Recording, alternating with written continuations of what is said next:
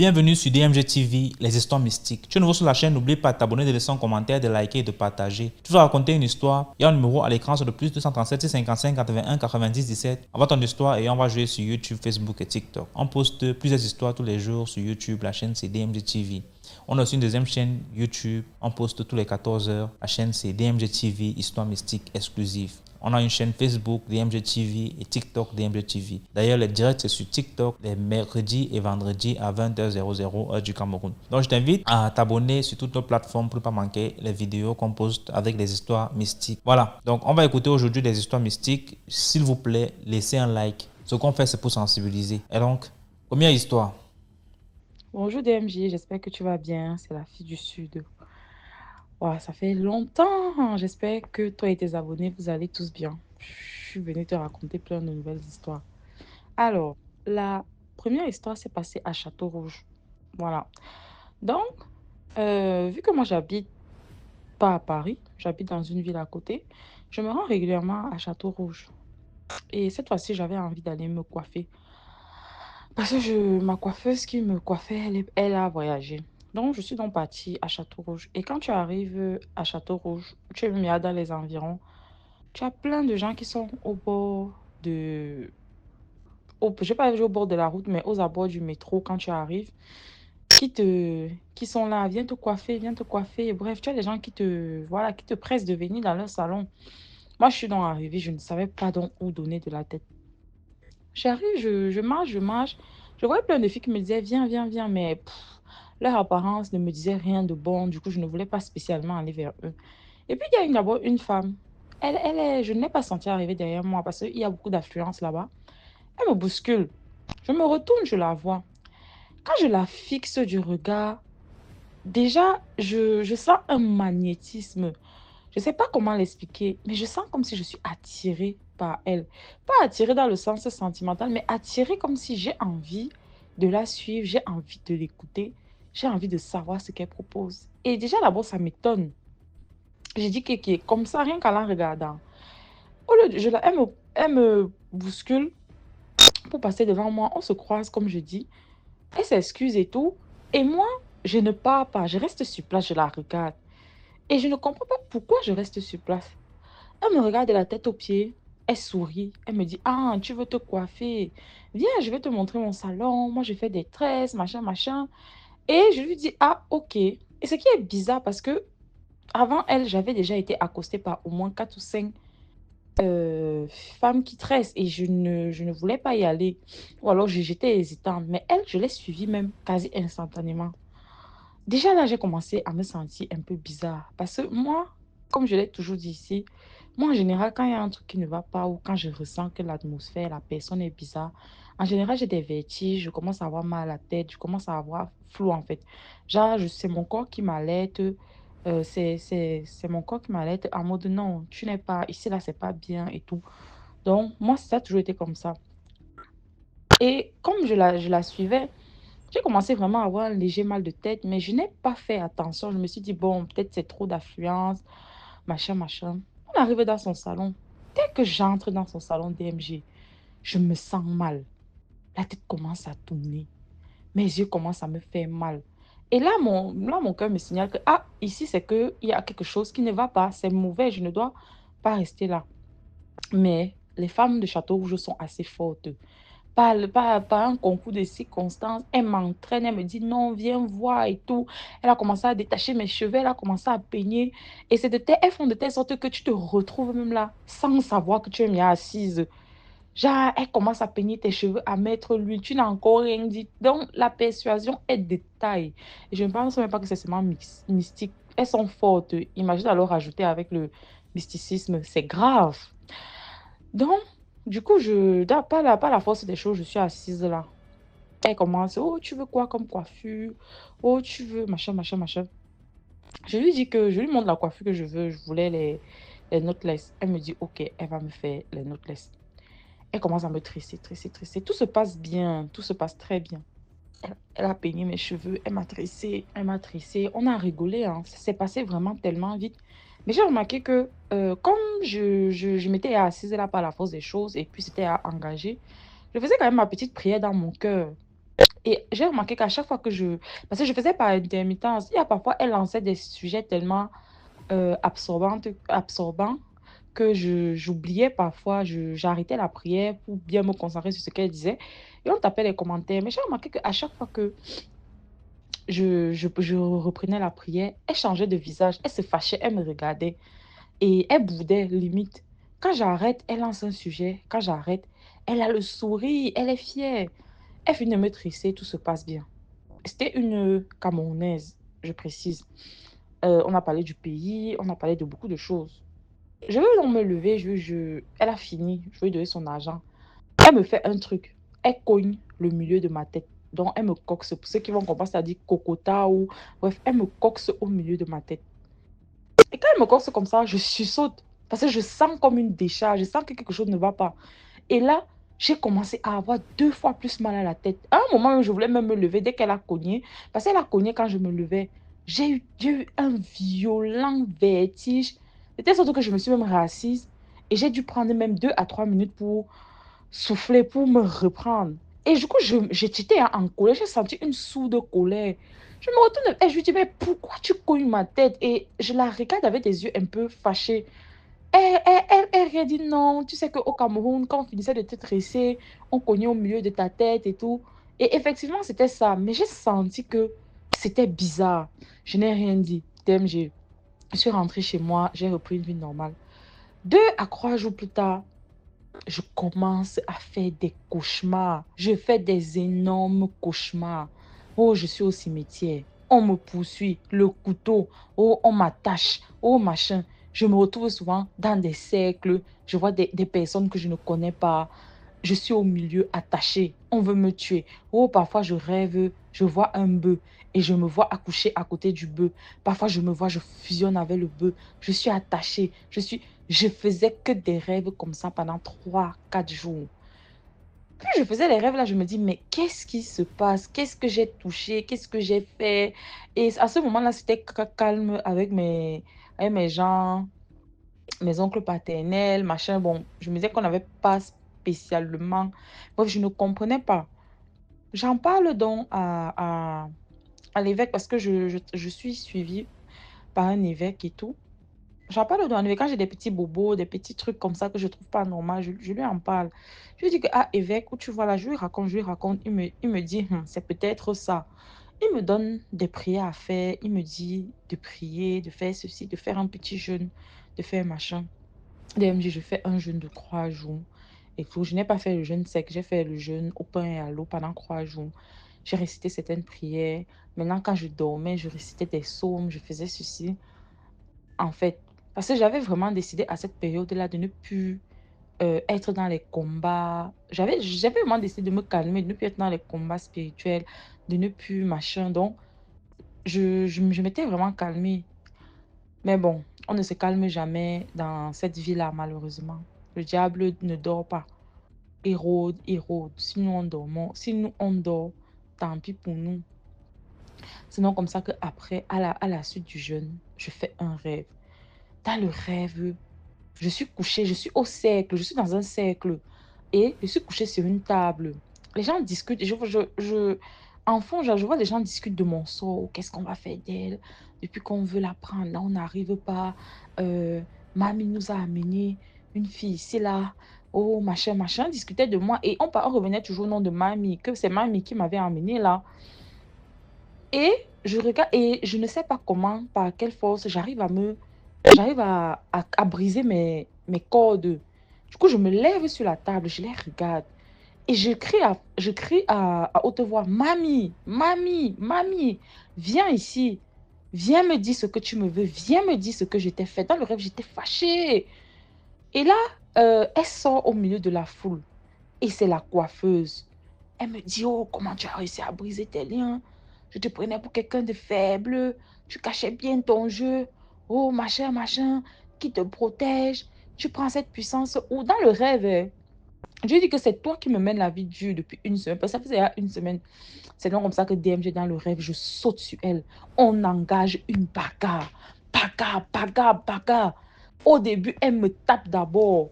Dès qu'elle me tape comme ça, là, je commence à chanter les louanges dans le rêve. Je chante, je prends le dessus, je l'ai tapé. Je dis que DMG, je l'ai tapé dans le rêve. Je lui ai dit plus jamais. Je dis que plus jamais tu ne reviens m'emmerder. Bref, dans le rêve, je l'ai tapé, j'ai fait les trucs et tout. Et quand je l'ai tapé, elle a donc vu, quand on a donc fini de bagarrer, qu'elle était à terre, je constate que tout ce qui était autour, il n'y avait plus personne. Il n'y avait que elle et moi par terre.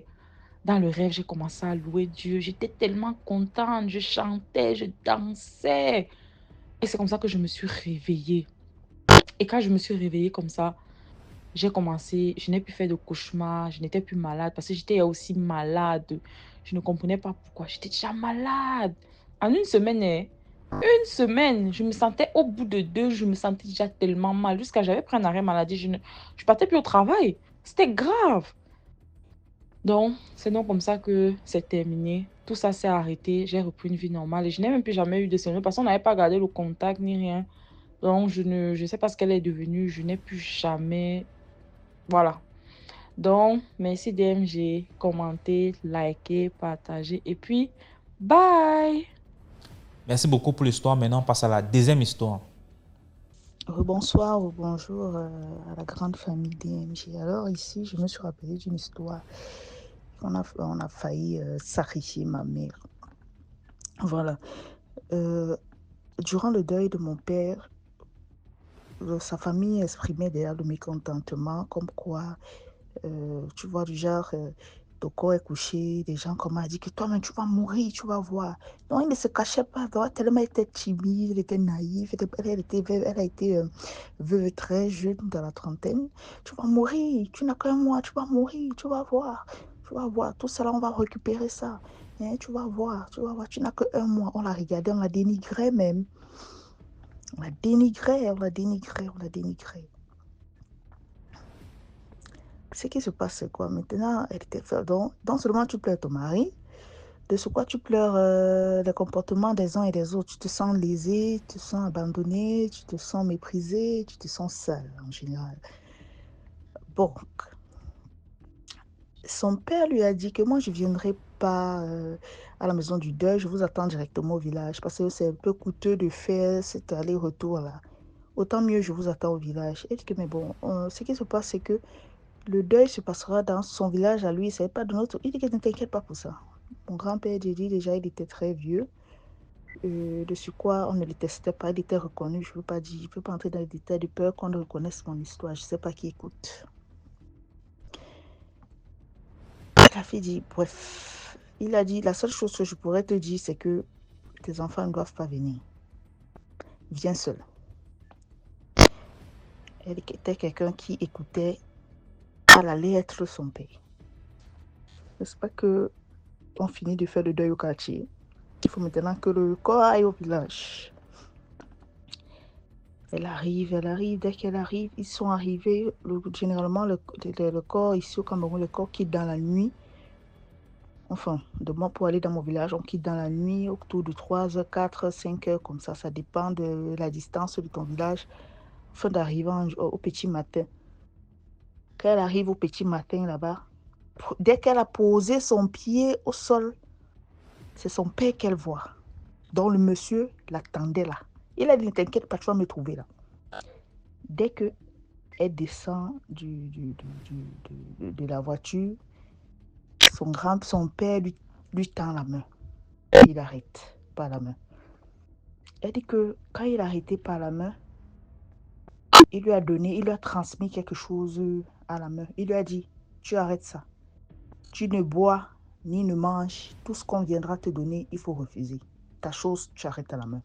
Il a tenu, vous savez qu'on arrête un petit enfant, il a arrêté, il a tenu sa fille par le poignet. Il a dit que maintenant, où je m'assois, tu t'assois. Où je bouge, tu bouges. Même si je me lève pour aller boire de l'eau, tu te lèves. N'est-ce pas qu'ils sont assis là? Il dit à ma mère, tu observes seulement.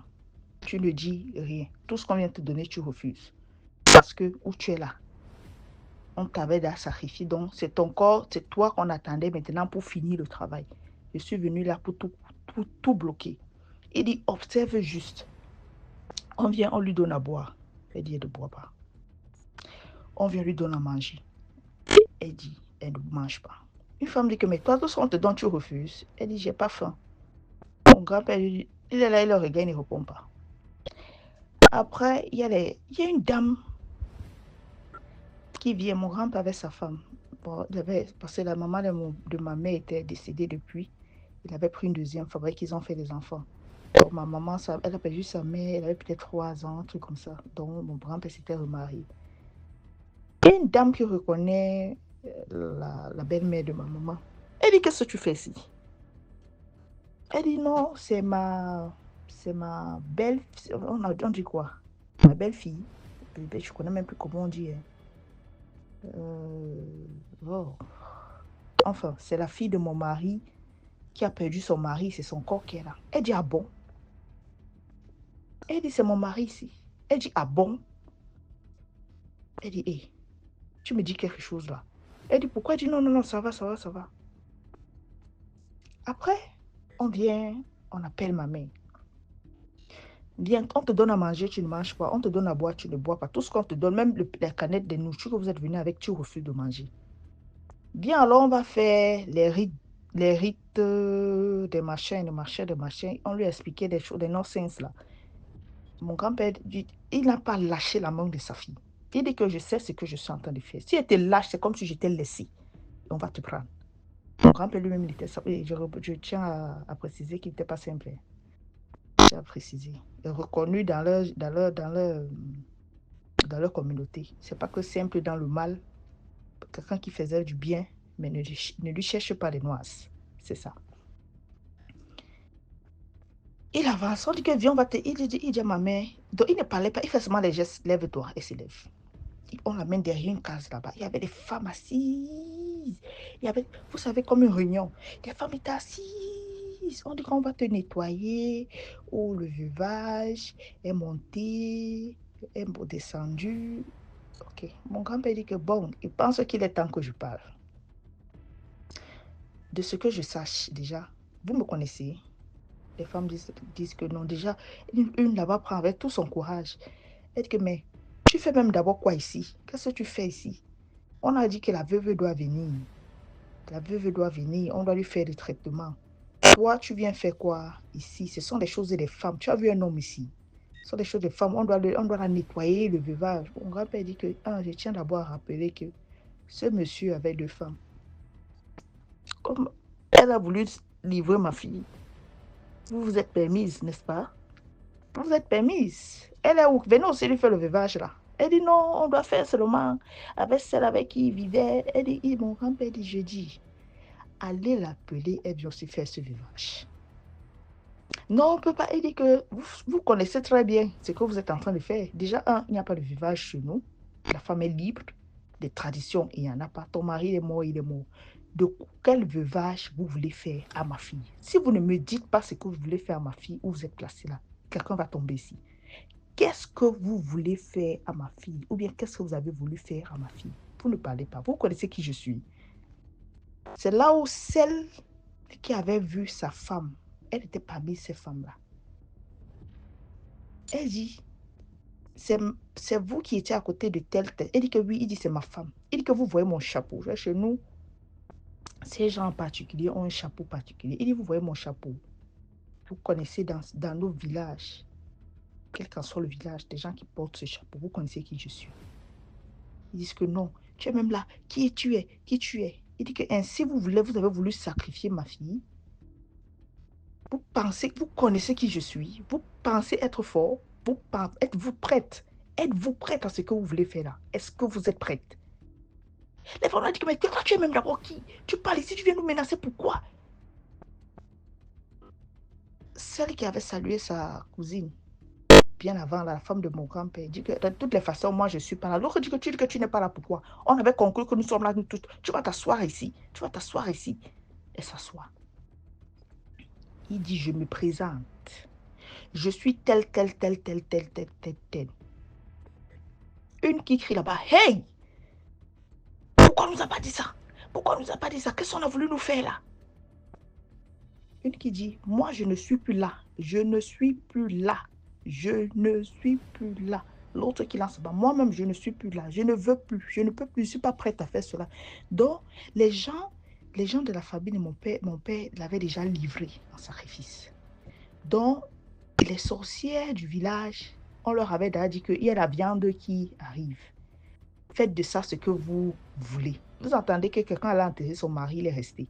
Ou bien quelqu'un a enterré un membre de sa famille, il est rentré, il est décédé. Voilà des choses comme ça qui se passent. Les petites négligences, les choses de rien du tout. Oh, viens, on va te faire le veuvage.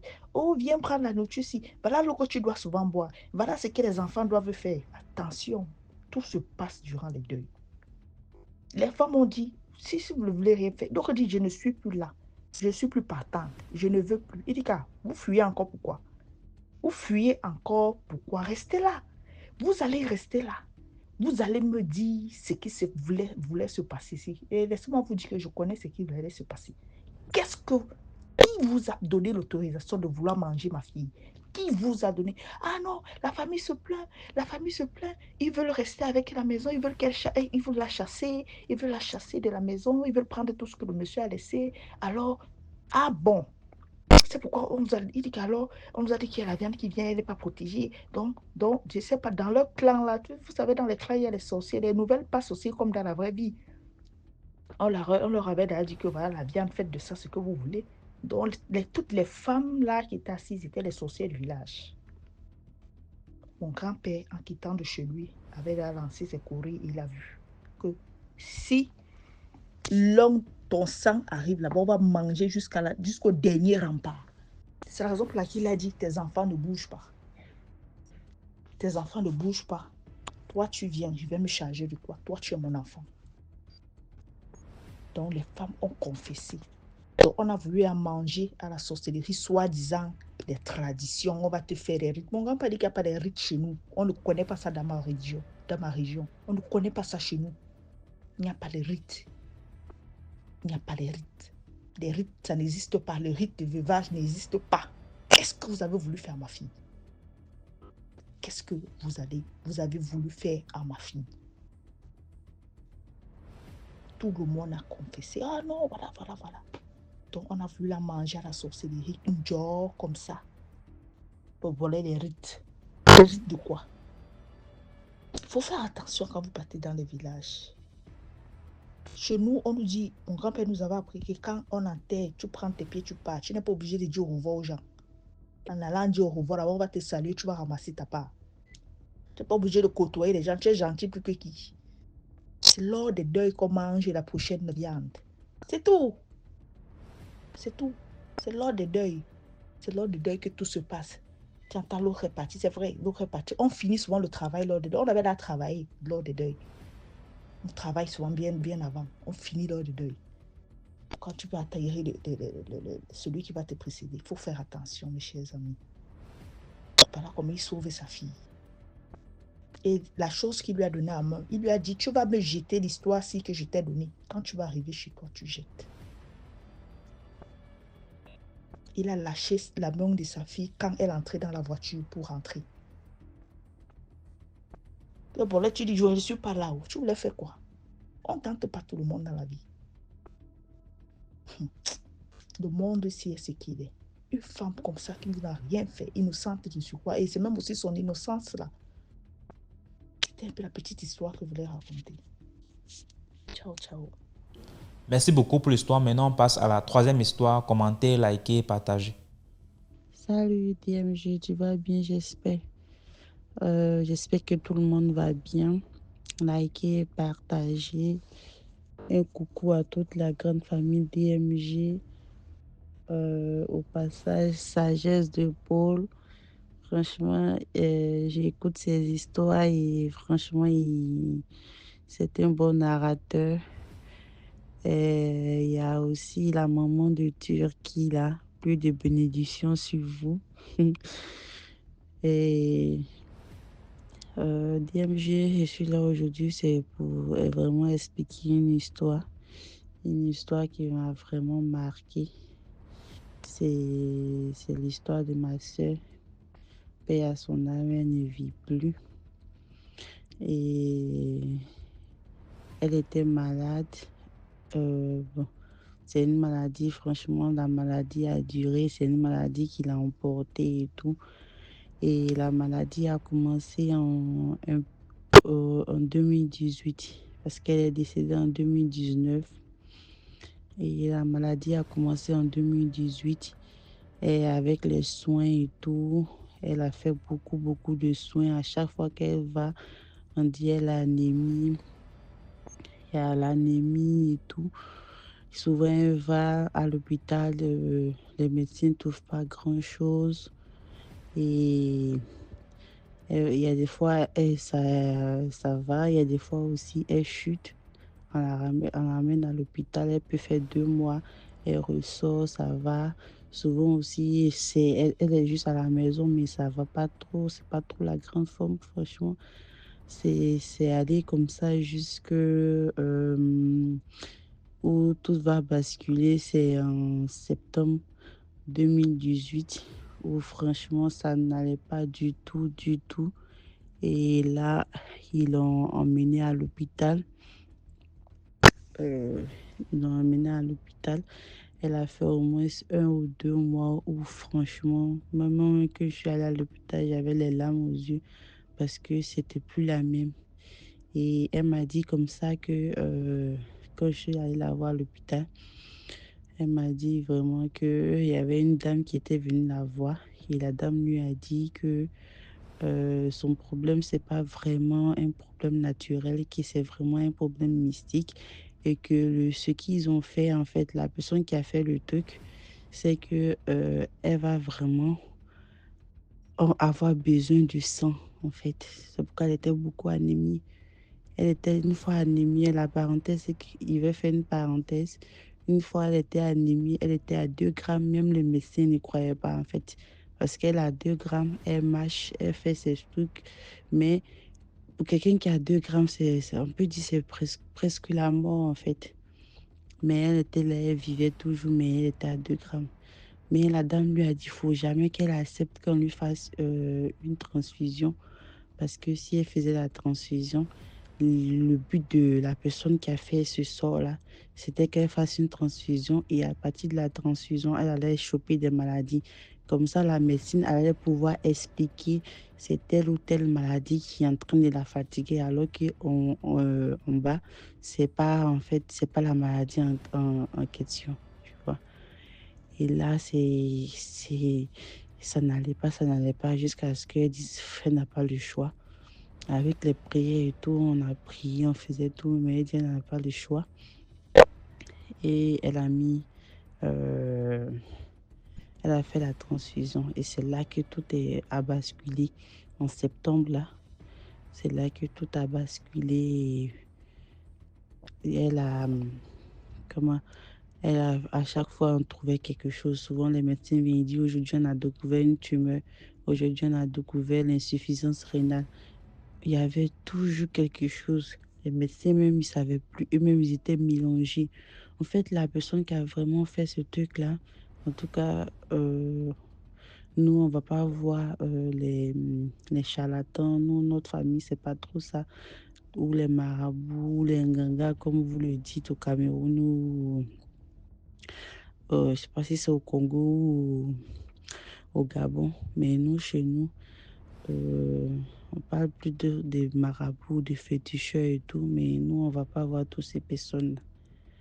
Et donc, on a dit, on mettait tout entre les mains de Dieu, la prière, la prière. Si c'est sa volonté, il va accepter que la personne regagne. Mais si c'est pas sa volonté, elle va guérir. Et voilà comme ça qu'elle est restée à traîner pendant des mois avec la maladie. À un moment, elle était à l'hôpital, elle ne pouvait plus sortir de l'hôpital. On a changé d'hôpital et tout. Les factures commençaient à s'accumuler. Franchement, c'était vraiment difficile. C'était vraiment difficile. Et chaque jour, les médecins, une fois, je me souviens qu'il y a un médecin qui a demandé à ma maman si elle a la foi et que vraiment, si elle prie, qu'elle prie. Et puis, en temps, il y avait un monsieur qu'on connaissait en fait. qui lui voit en fait. C'est pas un charlatan, c'est pas un truc, mais il est beaucoup dans la spiritualité, mais lui il est plutôt chrétien, mais nous on est de confession musulmane. Et comme c'est juste une connaissance, il a dit qu'il allait juste... et puis aussi, s'il connaissait bien au niveau traditionnel les plantes et tout, donc il avait fait des médicaments traditionnels pour l'aider par rapport au fait qu'elle n'avait pas trop de sang, mais vu que c'était mystique, c'était pas trop ça. Et lui-même, il a dit à chaque fois qu'il faisait des médicaments, des canaries pour elle, et la nuit, il rêvait et il était beaucoup attaqué mystiquement. Et aussi, souvent, il se réveillait le matin, le médicament, il est gâté. Donc, elle-même, elle n'avait plus d'espoir. Elle pleurait souvent quand tu vas à l'hôpital et tout. Et, et ma maman m'a envoyé chez un imam. J'avais rendez-vous chez un imam et l'imam, il était vraiment vieux. Paix à son âme, il est décédé l'année passée. Et l'imam, il a demandé à ce que je rentre à la maison. Je suis allée au premier rendez-vous. Après, j'ai expliqué la situation et ma mère aussi l'avait déjà expliqué au téléphone. Et comme lui, il était vraiment vieux, il ne marchait pas, mais il faisait vraiment des trucs avec le Coran et tout. C'était l'ancien imam de notre quartier, il était vraiment bien. Et donc, quand il m'a dit de rentrer et qu'il va faire des prières la nuit, et puis voir si vraiment comment la situation est. Et le lendemain, DMJ, quand je suis partie, l'imam, il m'a dit que franchement, il est beaucoup vieux, il n'a plus de force, parce que ce qu'il a vu la nuit là, la force qui est derrière ma grande soeur, le problème qui est derrière ma grande soeur, les êtres, ou je dirais la personne qui a fait ça, franchement, il s'est vraiment préparé et que lui, il est tellement vieux, il n'a plus de force. Il était pratiquement aveugle, même ce vieux-là. Et qu'il n'a vraiment peu de force pour, pour ce combat-là. Et que la seule chose qu'il pourra nous dire, c'est qu'on fasse un sacrifice dans la cour de mon papa. Et c'est tout, mais lui, il ne pourra pas vraiment mener ce combat parce que s'il veut faire des médicaments ou il veut vraiment lutter, il dit franchement, la force là est vraiment grande derrière lui. Et donc, nous, ces jours-là, j'avais les larmes aux yeux parce que si un imam te dit qu'il ne veut pas, il est fatigué et tout, il te dit même, il te dit la vérité, il te dit vraiment, voilà, c'est compliqué parce qu'il y a vraiment la main obscure sur son problème là. Et donc, après ça n'a pas trop duré. 3 mois après, elle est décédée. Vraiment, jusqu'à aujourd'hui, on n'a pas cherché à savoir c'est qui a fait parce qu'on a voulu dire que c'est la volonté de Dieu. On n'a pas voulu aller voir. La seule chose qu'on est parti, c'était chez l'imam. Et l'imam, comme lui, avec la religion, avec le Coran, ils arrivent à faire des prières nocturnes. Chez nous, en islam, on appelle ça istikara. Aller consulter pour eux, genre de façon, comment, de façon, comment je vais dire le mot, genre au niveau de la religion, aller consulter et tout. Et donc, lui, il a pu nous dire que voilà ce qui était. Donc, on a mis tout entre les mains de Dieu.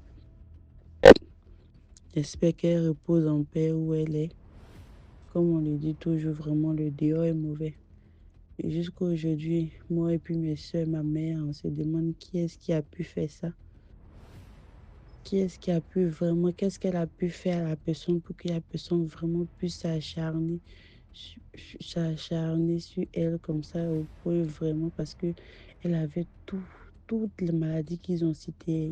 Les médecins ont dit, même à la fin, ils nous ont parlé d'une tumeur, ils nous ont parlé de l'insuffisance rénale. En fait, franchement, c'était vraiment difficile. Et aujourd'hui, jusqu'à aujourd'hui, pourquoi au départ je disais que c'est une histoire qui m'a vraiment marqué, qui je ne vais pas jamais oublier, c'est ça en fait. Et même, il y a une fois, il y a un monsieur qui a fait un médicament avec le Coran et tout. Et chez nous, en islam, quand il y a la femme, elle est en menstrue, tout ce qui est en lien avec le Coran, il ne faut pas toucher. Et ce jour-là, c'était pas moi qui devais... Moi, j'étais en menstruée, il ne devait pas prendre le médicament, mais on ne savait pas, en fait. Parce que moi-même, je ne savais pas que c'est ce jour-là qu'ils allaient venir donner le médicament. Et normalement, c'était mon petit frère qui devait prendre. Et comme mon petit frère, bizarrement, il y a un truc qui s'est passé qui a fait qu'on était obligé de envoyer notre petit frère aller faire une course.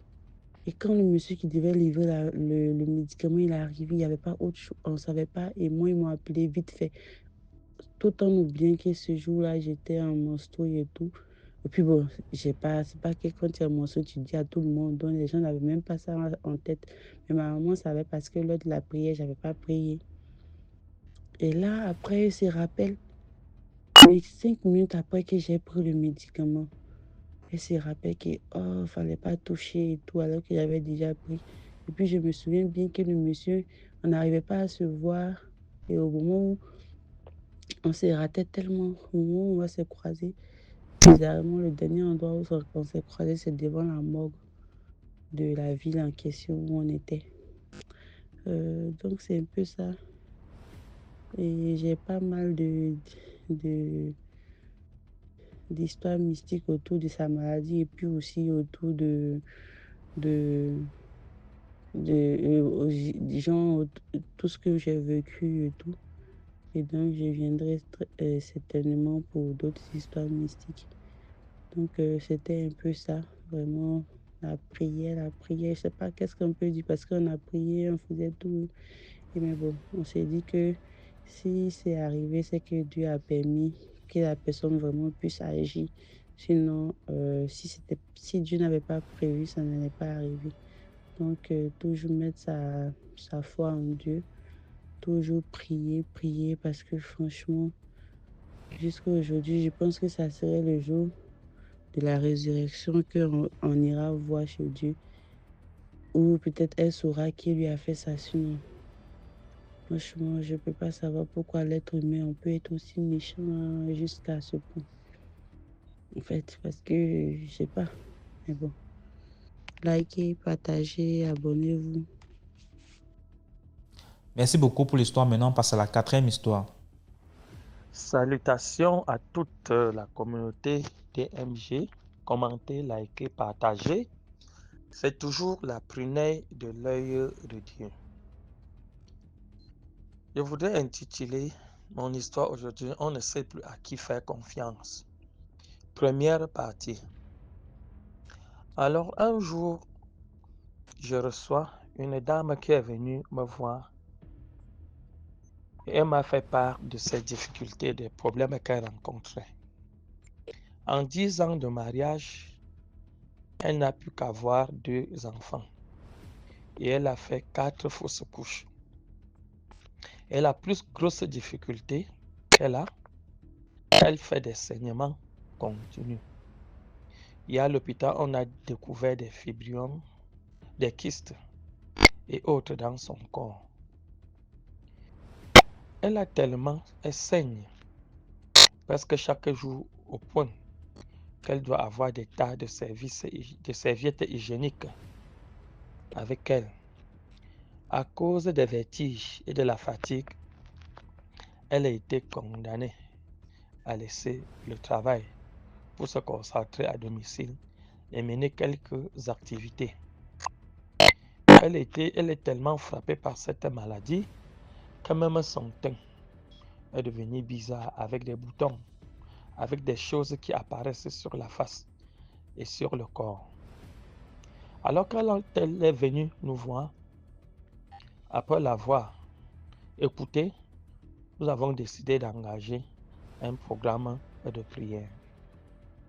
Alors son mari est un homme d'affaires. Et généralement, elle est insultée par sa belle-mère et sa belle famille parce qu'elle ne parvient pas à leur donner des enfants. Alors nous avons décidé de faire un programme de 5 jours. Et dans le programme de 5 jours, nous avons demandé qu'elle ne signale ni à sa belle-mère ni à son mari, seulement à sa maman. Parce que quand elle voulait tout faire, elle informait toujours le mari et sa maman. Alors, elle a l'habitude d'utiliser environ 1 à 2 serviettes hygiéniques par jour à cause du saignement. Elle a l'habitude de les regrouper quelque part et à un moment, elle verse dans les toilettes. Alors, quand nous avons commencé les prières, j'ai demandé donc à cette dame, elle devrait désormais, pendant que nous travaillons, les serviettes hygiéniques, elle devrait les prendre, y verser de l'huile d'onction au-dessus et brûler, et chercher d'autres serviettes et verser de la grenadine ou du follet dessus et déposer après verser aux toilettes comme si sa maladie continuait. Et vous savez aussi que lorsqu'on a le saignement continu, on n'a pas beaucoup de désir à cause du gonflement du ventre, à cause de certaines douleurs et autres que l'on ressent. Chose curieuse, pendant que nous prions, nous découvrons que c'était son mari et sa belle-mère. Mais je n'ai pas voulu lui dire. Je lui ai dit tout simplement, on doit continuer de prier. Alors voilà maintenant, que ce soit sa belle-mère ou son mari, pendant que nous travaillons, il commence à poser la question à la femme. Mais qu'est-ce que tu fais maintenant des serviettes hygiéniques et autres que tu utilises? Mais elle leur répond, je fais ça toujours aux toilettes. Ah, et passer dessus. Alors je n'ai pas voulu dire à la femme que cela devait avoir des conséquences sur les affaires de son mari. Les affaires de son mari ont commencé à chuter. Les affaires de son mari ont commencé à chuter. Et quand vous êtes sans ignorer que quand il y a le saignement continu, on ne consomme plus normalement le mariage, elle a commencé maintenant à se ressaisir et à consommer son mariage normalement. Et c'est alors qu'elle est tombée enceinte. Quand elle est tombée enceinte, nous lui avons demandé également de ne pas signaler jusqu'à ce que les gens commencent à constater qu'elle est enceinte. Alors quand le ventre a commencé à sortir, les interrogations de gauche à droite, c'est la belle-mère qui demande à la femme si elle est enceinte. C'est le mari qui demande à la femme si elle est enceinte. Qu'elle accepte donc qu'elle est enceinte, le mari est mécontent et même très très mécontent.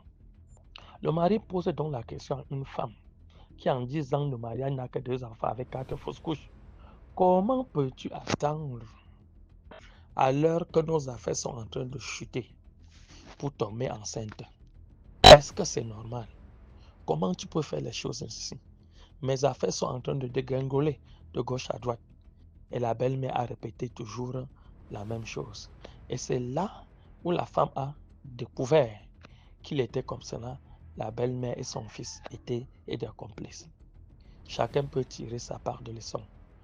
Dans cette première partie, posons-nous la question, finalement, à qui devons-nous faire confiance dans ce monde?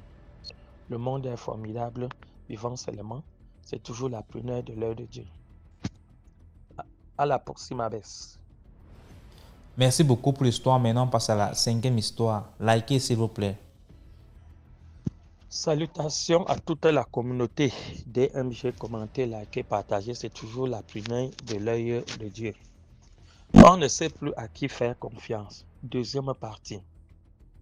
Alors, il fut une année, j'étais en congé. Alors, j'ai reçu ce même jour deux appels.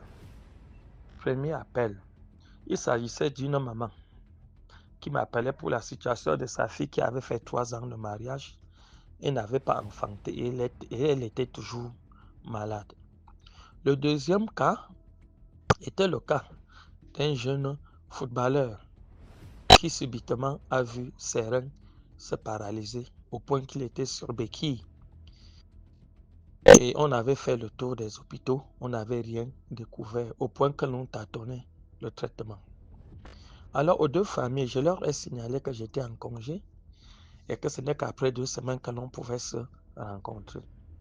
Alors ces deux familles ont voulu prendre le rendez-vous. Et comme chaque fois quand je suis en congé, si je suis au pays, je fais culte dans ma communauté. Alors je leur ai donné rendez-vous le dimanche.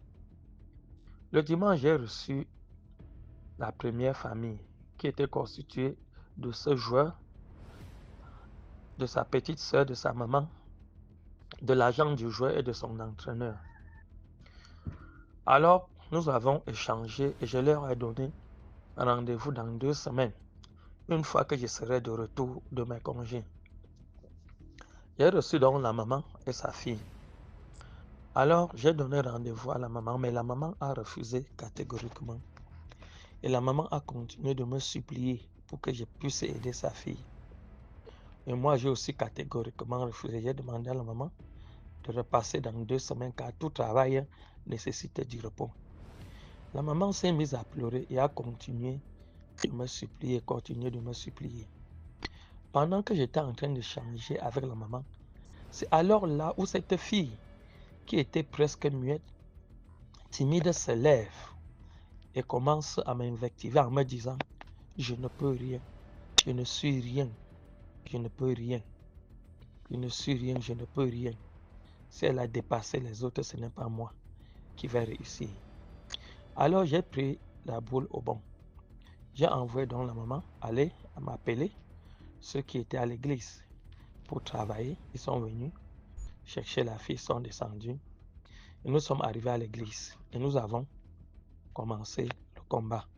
Mais déjà dans l'entretien avec la maman, je tiens à vous dire, quand je fais mon entretien, je signale toujours à la famille que si pendant que l'on prie, si celui qui est là, même si c'est le père de l'enfant, la mère de l'enfant, l'ami, la tante, la cousine, même n'importe qui, que l'on sache qu'on va le déloger sans pitié, au point que l'on s'entende avec la famille. Et c'est ce que j'avais dit à cette famille. Alors, pendant que les gens chantaient, j'ai demandé donc à la maman de parler sur sa fille.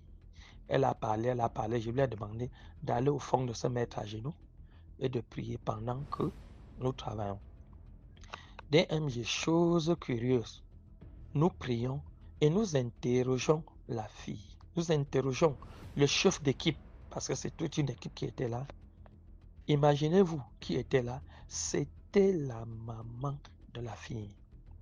Et elle me répond, elle a le droit de rester dans sa fille. Elle ne nuit pas à sa fille. Ce n'est que son lieu de refuge. Alors je lui dis donc, tu es un corps étranger dans l'organisme de cette fille. C'est parce que tu es un corps étranger, c'est la raison pour laquelle elle n'enfante pas et c'est la raison pour laquelle elle est malade. Elle me dit non, elle se garde seulement avec ces gens et elle protège sa fille pour que les gens ne lui fassent pas du mal. Et j'étais dans l'obligation de la déloger. Nous l'avons délogée pendant que la bonne dame au fond de la salle faisait semblant de prier à genoux. Nous avons délogé cette maman et son équipe de la fille. Et quand nous avons fini, nous avons mis la fille sur prière. Nous avons continué de la suivre au téléphone. Et à la maman, nous n'avons plus dit à la maman, ta fille est guérie, vous pouvez partir. Et aujourd'hui, la fille a trois enfants et elle se porte mieux. Je n'ai jamais ouvert la bouche pour dire à la fille que c'était ta maman, mais je continue de travailler avec la fille. Et la fille aujourd'hui est devenue une grande guerrière pour nous dire à qui faut-il faire confiance. La deuxième équipe maintenant, l'Éternel me dit, comme tu as donné 2 semaines, tu vas les faire venir après 1 semaine. Et puis, tu ne dois pas inviter l'entraîneur et l'agent de ce joueur. Tu dois faire venir la maman, le garçon et sa petite soeur. Alors, lorsque je les appelle au téléphone et je leur donne le nouveau programme, la maman me dit, c'est impossible. Impossible d'abord parce que les difficultés de transport. 2, elle avait déjà fait le tour des hôpitaux. Elle n'a pas voulu associer son équipe et autres pour travailler seule. Comme on ne sait jamais, elle est épuisée. Et puis, ce qu'on devrait exiger pour remercier. C'est alors que je rappelle à la maman que quand nous travaillons, le remerciement est volontaire. Et qu'elle trouve tout simplement l'argent de transfert et qu'elle vienne 1 semaine avant sans informer cela. DMG, lorsque cette famille est venue, nous avons commencé à prier pour ce garçon. Ce garçon fait des révélations troublantes. Le garçon dit que son entraîneur lui a dit qu'il y avait des gens en Asie qui le sollicitaient et qui devaient passer par un agent. Et lorsque l'agent est arrivé, l'agent lui a proposé de livrer son derrière il a refusé. Ils ont aussi proposé qu'on devrait faire dans le léchage des sexes et autres, tout, des tas de choses. Le gars a donc refusé. Ils l'ont donc paralysé pour que pendant sa maladie, ils le traînent chez leur maître, chez leur ganga, et arrivé là-bas, on devrait lui donner des somnifères et le sodomiser et autres, ceci, cela, pour le soumettre. Alors, quand la maman du gars a écouté seulement cela, la maman est tombée, elle s'est évanouie, on l'a mis à côté. Nous avons continué de déloger tous ceux qui étaient dans le gars, ils étaient nombreux. L'entraîneur était dans le gars, l'agent du joueur dans le gars, beaucoup de gens étaient dans le gars. C'était toute une équipe de gens. Alors, pour savoir que le gars commençait à guérir, ce même garçon s'est levé, a commencé à courir dans la salle et chercher à sortir par les fenêtres et autres, et à fuir, et on l'a attrapé. On a prié pour ce garçon. Ce garçon était donc guéri. Alors on a réanimé sa maman et sa maman est revenue à la vie. Et c'est là où sa maman lui a demandé, mais comment de telles choses te sont arrivées et tu ne nous as pas tenus informés? Lui, il a dit qu'il ne voudrait pas inquiéter les gens. La famille était guérie et sont rentrés. Alors voilà, la semaine suivante, le coach et l'agent du joueur devaient se déporter chez nous. Alors le garçon leur a donné rendez-vous chez sa petite sœur. Et quand ils sont arrivés, c'est ce garçon qui est allé à la barrière les accueillir. Ils étaient stupéfaits. Alors le garçon me dit qu'il a formulé une histoire pour dire à ces gens. Il leur a donc dit que pendant qu'il dormait, les anges de Dieu sont venus l'opérer. On l'a opéré, il s'est levé le matin, et il était guéri. Et nous rendons grâce à Dieu, ce garçon s'est engagé. Il a joué au moins une demi-saison. La saison qui suivait, il a trouvé une équipe en Asie et aujourd'hui il joue dans l'équipe nationale. La morale de l'histoire, à qui devons-nous faire confiance dans ce monde? Ceux qui prétendent nous aider sont les premiers à nous détruire. Commentez, likez, partagez, c'était toujours la première de l'œuvre de Dieu. Merci beaucoup pour l'histoire. Maintenant, on passe à la 6e histoire. Bonjour DMJ, j'espère que tu vas bien. C'est moi, la fille du Sud. Je vais te raconter la 2e histoire. Celle-là, elle est vraiment spéciale. Et je tiens vraiment à te la raconter et je vais te la raconter fidèlement comme je l'ai vécue et comme l'ami qui l'a vécue. Pardon. Cette histoire, elle est très, très spéciale. Commentez, likez et partagez. Alors, bon, moi, je suis la fille du Sud. Et je suis en études d'assistante sociale. Voilà, donc là, je suis en 2e année. Et l'entreprise ou l'école où je suis, donc c'est un CF1, donc un centre de formation, il n'y a pas beaucoup d'élèves. Donc, sur notre promo d'assistante sociale en 2e année, nous étions 6. Et en première année, ils sont aussi 6 et en dernière année, ils sont aussi 6. Donc, ce n'est pas plus de 6. Donc, c'est un très petit groupe, très petite équipe. Et on est en alternance, c'est-à-dire que on est à l'école et on est en entreprise. Et on a été 4 à avoir été pris dans une même société. Donc, c'était un très, très grand périscolaire dont je vais taire le nom. Donc, c'était un énorme périscolaire. On a été prises les 4 dans le même périscolaire, mais dans des sections différentes. Voilà, donc ça faisait périscolaire et ça faisait aussi beaucoup de choses en plus. Voilà. Et on se retrouvait souvent pour faire des petites réunions à la pause. De toute façon, on était dans les différents services. Parce que c'était périscolaire, maison de l'enfance, maison d'adolescence. Donc, c'était une grande structure qui était divisée. Donc, moi, j'étais au périscolaire. Les autres étaient dans d'autres secteurs. Mais on avait les mêmes pauses, de telle sorte qu'on se retrouve. On a donc commencé à tisser une amitié, avec... on était 4. Donc, moi, Jeanne, Héloïse, je donne des noms au hasard, Héloïse, Marine. Et les 2 protagonistes de l'histoire, c'est Marine, Héloïse et moi. Marine était une fille, une femme même. Elle avait son fils, son enfant. Elle était plutôt aisée. Elle nous le disait toujours, elle nous racontait ces choses. Oh, mon père a une société, ma mère n'a jamais travaillé, on est riche, machin. Donc, elle nous parlait beaucoup de sa vie avec les preuves. Donc, on savait vraiment qu'elle était riche.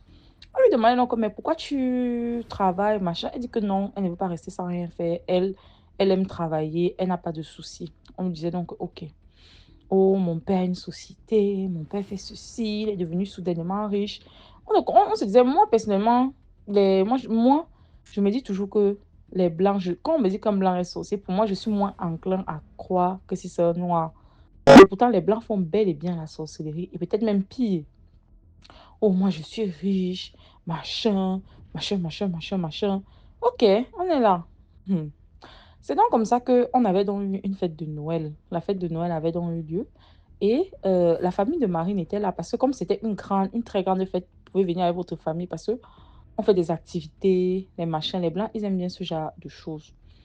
Et il y avait donc la famille de Marine qui était là. Moi, j'étais là. Sachant que Marine, c'est elle qui est riche et Héloïse et moi, ah, on est là. Et moi, je m'entendais bien avec Marine, les deux. Mais c'est Héloïse et Marine qui étaient plus amies parce que moi, j'avais trouvé mon alternance un peu tard. Et elle a trouvé. Et les deux étaient déjà là. Donc, elles avaient plus une forte alchimie. C'est donc comme ça que...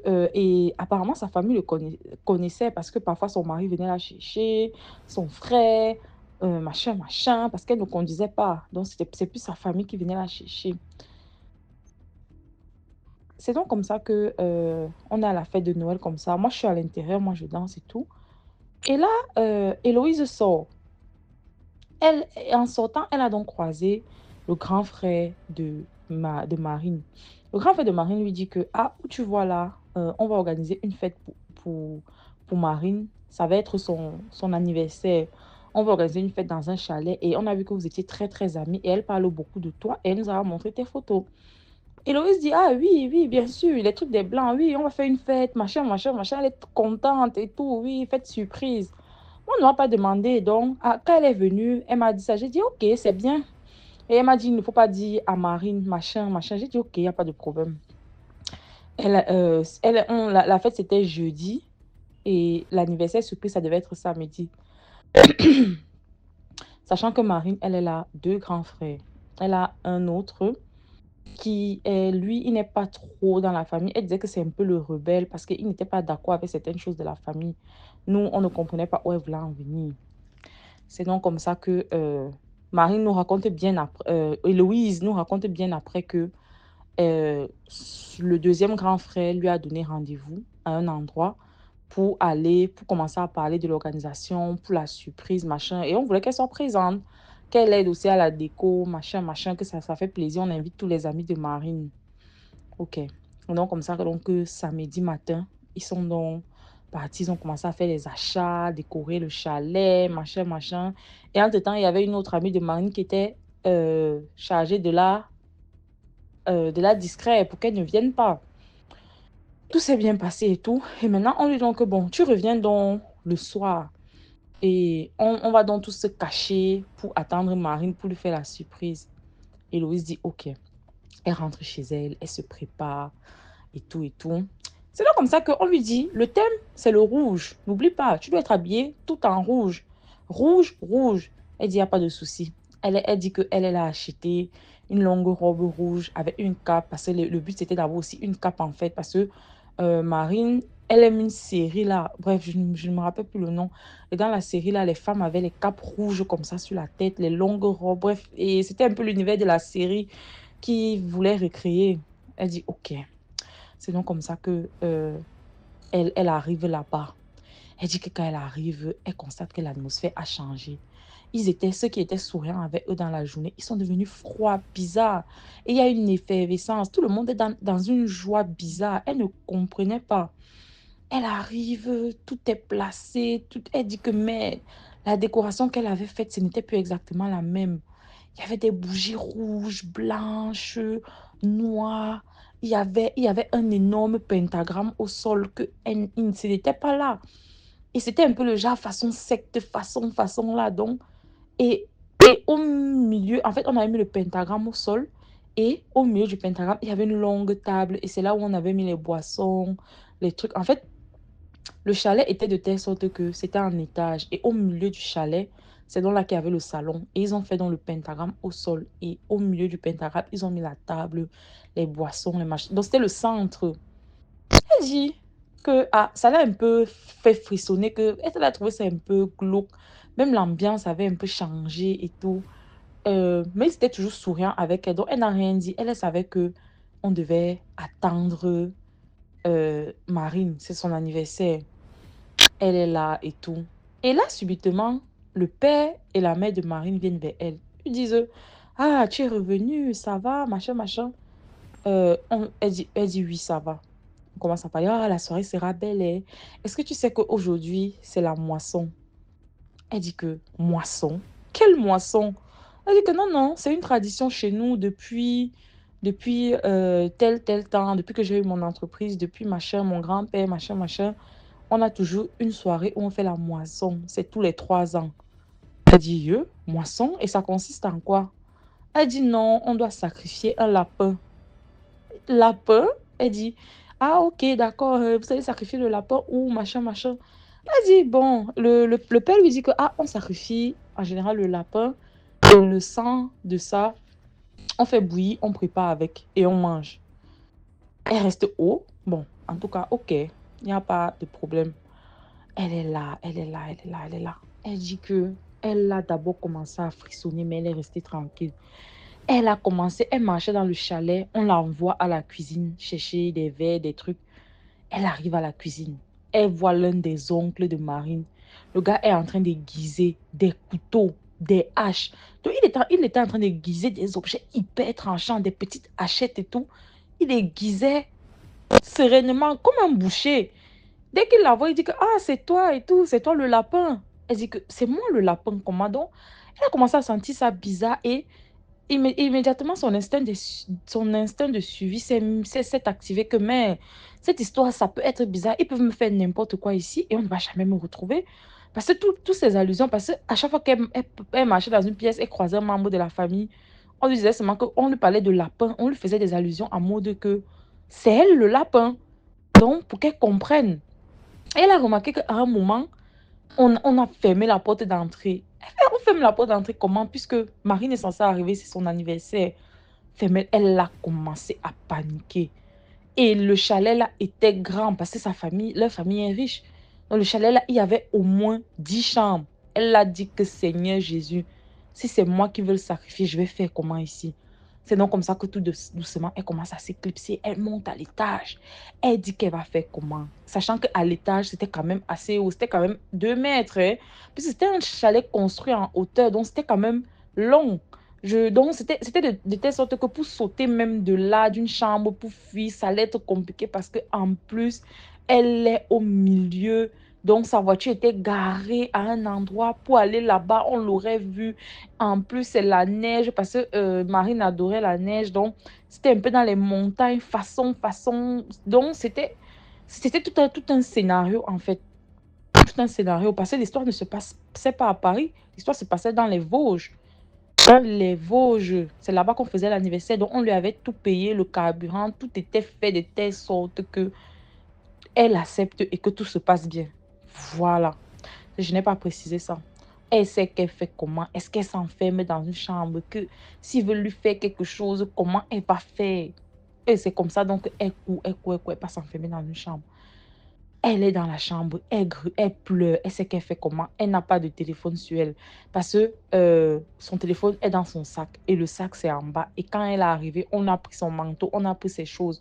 Donc, le téléphone était dedans, donc elle n'avait pas de téléphone. Elle avait remarqué que personne n'avait aussi les téléphones. Donc, elle n'a pas non plus pensé trop à prendre le téléphone et tout. Mais ces gens savaient où elle était. Mais même, elle s'est dit que si je vais mourir ici, là, je serai à mort, même s'ils savent où je suis. Et ils sont riches, donc je ne sais pas si... bref, elle était dans les doutes et tout. Elle décide donc qu'elle s'enferme dans la chambre. Elle veut s'enfermer dans la chambre DMG. Ils ont fait de telle sorte qu'il n'y ait pas de verrou. Donc, c'est genre que tu fermes la porte simplement comme ça. Là, tu ne peux même pas claquer ni rien. Et c'est donc comme ça qu'elle est toujours dans la chambre comme ça, là, elle sent les voix en bas. Le premier grand frère de Marine qui est rebelle, qui n'est pas trop avec eux, il est quand même venu. Et il dit donc que ils sont en train de parler. Et les coups d'éclat se font ressentir en bas et tout. Machin. Et c'est donc comme ça que on lui dit que non. Apparemment, ils étaient en train de parler que non, le lapin est là, il faut faire le sacrifice. Donc, elle entendait ce qu'il disait. Il faut faire le sacrifice, machin, machin. Elle est déjà là, c'est elle qu'on va sacrifier. C'est une amie de Marine, machin, machin. Le frère se fâche. Il dit que, mais vous êtes au courant. Marine est au courant que vous voulez sacrifier son amie. Ça commence à être tendu et tout. Le frère donc prend l'initiative. Il appelle donc Marine au téléphone. Il dit à Marine que, oh, oh, oh, oh, oh, oh, oh, oh, c'est ce qu'elle nous raconte après. Oh, oh, oh. Ok. Marine dit, ok, il n'y a pas de problème. Et tout. Elle est donc toujours là-bas en haut. Elle décide donc de redescendre, de participer à la conversation. Elle dit que de toute façon, mouiller, c'est mouiller. Il n'y a pas de mouiller. C'est que si elle doit mourir, c'est là, elle va seulement mourir. Elle descend. Elle commence à bavarder. Oh, c'est moi le mouton de sacrifice. Oh, c'est moi le lapin. Machin, machin. Vous êtes quoi, des sectaires? Oh, vous êtes des satanistes. Oh, oh, oh, oh, oh. Le père de Marine l'a giflé d'abord. Pam! Le père de Marine lui dit que toi, tu te crois où ici là-haut? Tu crois que l'argent qu'on a là, il ne faut pas faire des sacrifices? Il commence à lui raconter que oui, où tu vois là, nous, on sait Behemoth ici, c'est lui qui nous a donné la richesse, machin, machin. Et tous les 3 ans, il faut faire le sacrifice. Et c'est toi le sacrifice. Donc c'est toi qu'on va tuer. Et on doit boire, on doit cuisiner ton sang. Et pour prospérer et tout. Donc c'est toi qu'on doit tuer. Elle tremble de la tête aux pieds. Elle dit que merde, c'est moi qu'on doit tuer. Comment ici là? Le père de Marine a tellement parlé de ça sans filtre. Le grand frère dit que non, vous ne pouvez pas sacrifier son ami. Moi, je suis fatiguée de vos bêtises là. C'est pour ça que j'ai quitté la maison, j'ai quitté machin. Quand moi je suis venue ici, on m'a dit que c'est l'anniversaire surprise. Et je constate que vous voulez associer à ça au rituel, machin, machin. Bref, il commence à bavarder, à se disputer là. Le frère dit que laissez-la partir. C'est une innocente, elle n'a rien fait. De base, les gens que vous sacrifiez, ce sont les criminels, les dealers, les voleurs, les proxénètes et tout. Vous avez vos renseignements secrets. Vous connaissez les dossiers que vous prenez souvent. Donc, laissez-la partir. Pourquoi vous voulez prendre une innocente? La mère dit que, oh, c'est parce que, en fait, on voulait boire le sang d'une jeune innocente pour savoir si ça a le même goût. Parce qu'ils en ont marre de boire le sang des dealers, des proxénètes, des machins. Parce que ils veulent savoir la différence de sang que ça a. Quand elle m'a dit ça, non, j'étais dépassée que, hein? J'ai dit que DMG, histoire vraie, qu'il parlait de ça devant elle comme si elle n'existait même pas. Que c'est pour ça qu'ils l'ont choisi. Et ils l'ont choisi parce que ça allait être facile de la pâter, ça allait être... Ils ont jeté en fait son dévolu sur elle. Comme ils auraient pu jeter leur dévolu sur moi en fait.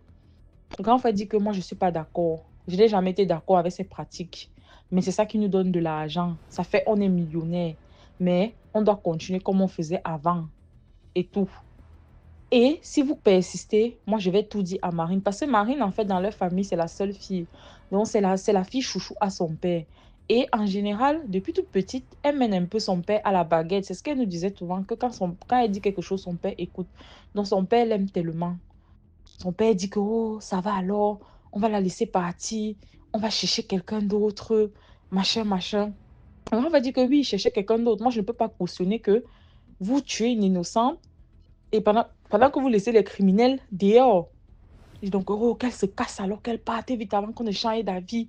Parce que même si Marine va parler, on l'aurait à tuer et tout.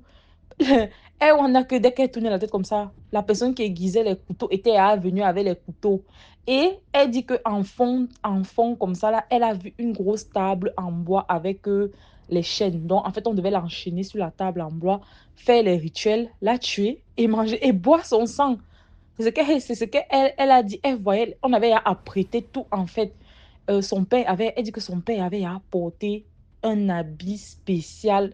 Bref, que c'était vraiment tellement glauque. Que c'était... En fait, ce qu'on voit, elle dit que ce qu'on voit dans la plupart des films là, c'est la réalité. C'est clairement la réalité. Ils sont en train de parler comme ça là. Elle dit que pas. C'est comme ça que le grand frère la prend par la main. Il prend ses affaires. Il dit que pas. C'est donc comme ça qu'on l'escorte à sa voiture. Et c'est donc comme ça qu'elle est partie. Elle dit qu'elle a pleuré. Elle a tellement pleuré. Elle était tétanisée.